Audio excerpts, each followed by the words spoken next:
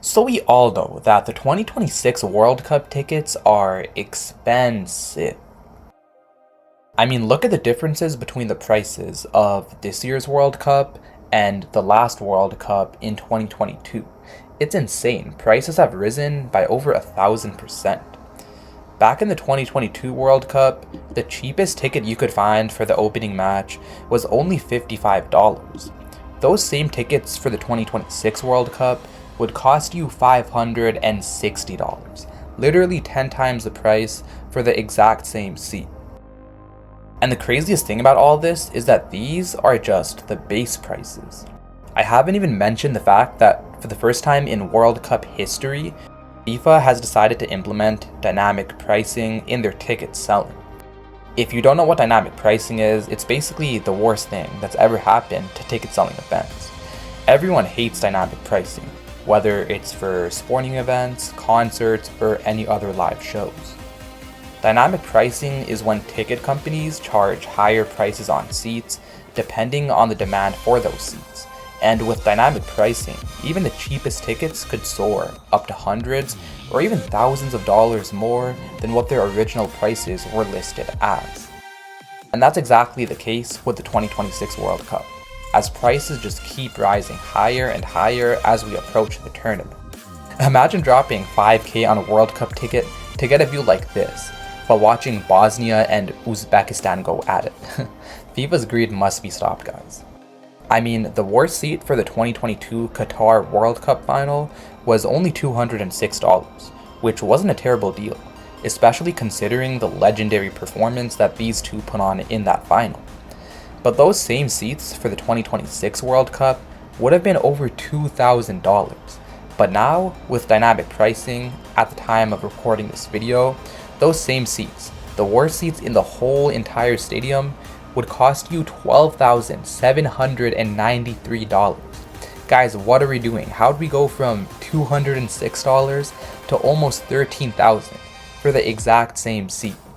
And we don't even know who's going to be playing in that final.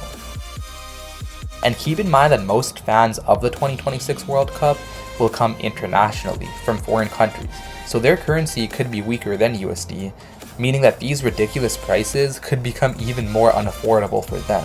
Now that's just the prices for the tickets, but these fans will also have to spend money on hotels, transportation, flights, and other expenses, and those are also expected to rise dramatically with the rising ticket prices. Because of supply and demand, the prices for transit fares are expected to rise by possibly 1,000%, making transportation insanely expensive. Train tickets to the MetLife Stadium, where the World Cup final will be taking place, are expected to increase by $105 to $150 from the standard $15 fare. Imagine spending $200 on public transportation for a single ride. That's crazy, guys. And keep in mind that parking is also going to be a nightmare with all that traffic, and with parking prices also going up drastically for those who want to drive to the game, of course.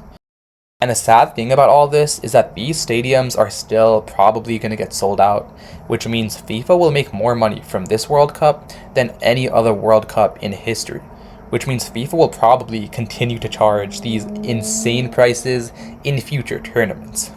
I mean, FIFA might just be the most greedy company in the world, and this isn't new with them either. Look what they've done in the past. They've gotten into so much legal trouble and have been exposed for taking bribes and all of the corruption they've done in recent years. That's how both Qatar and Russia won the hosting rights for the World Cup in 2018 and 2022, because they bribed FIFA executives into voting for them.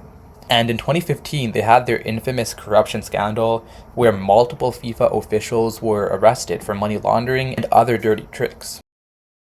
And so with all that being said, I'm sure this World Cup will be lit, guys.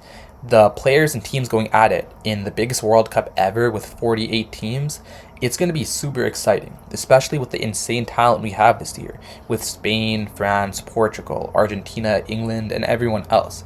With it probably being the last ever World Cup for these two GOATs, I just hope Lamine Yamal recovers in time and makes it to the World Cup, because a World Cup without Yamal would be a massive blow.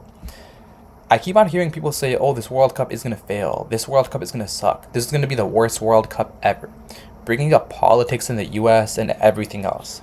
But let's be honest, y'all were saying that same stuff about the 2022 Qatar World Cup, but once the game started rolling, everyone shut up because those matches were peak. So yeah, the World Cup is going to be great, no doubt.